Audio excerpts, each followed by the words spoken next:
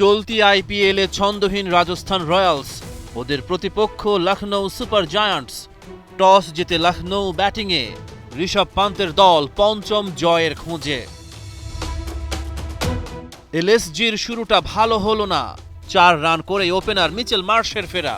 সন্দীপ শর্মার বলে out Nicholas Pooran, Rishabh পান্তের ব্যাটে মাত্র 3 রান। তবে টিকে ছিলেন এইডেন মার্করাম, আয়ুষ বাদুনির সাথে গড়েন সফল জুটি। 31 বলে মার্করামের 50, 45 বলে 66 রান করে আউট তিনি।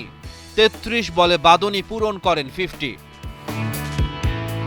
তবে আসল খেলাটা দেখান আব্দুল সামাদ। সন্দীপ শর্মার জন্য ভুলে যাওয়ার মতো একটা রাত।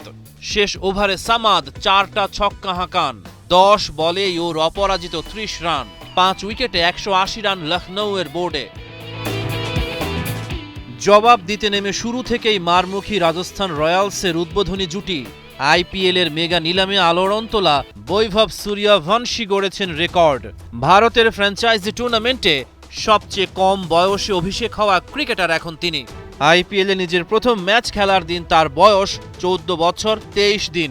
প্রথম বলেই হাঁকালেন ছক্কা, 85 রানের জুটি গড়েন জয়সওয়াল ও সূর্যবংশী।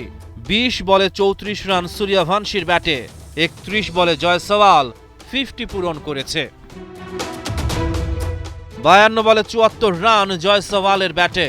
কাপ্তান রিয়ান পরাগ 39 রান করে আউট হয়েছে। শেষ ওভারে রাজস্থানের দরকার 9 রান, বল হাতে আফিস খান। তৃতীয় বলে আউট হেটমায়ার। দুরন্ত বোলিংয়ে লখনৌকে জয় এনে দিলেন আফিস খান।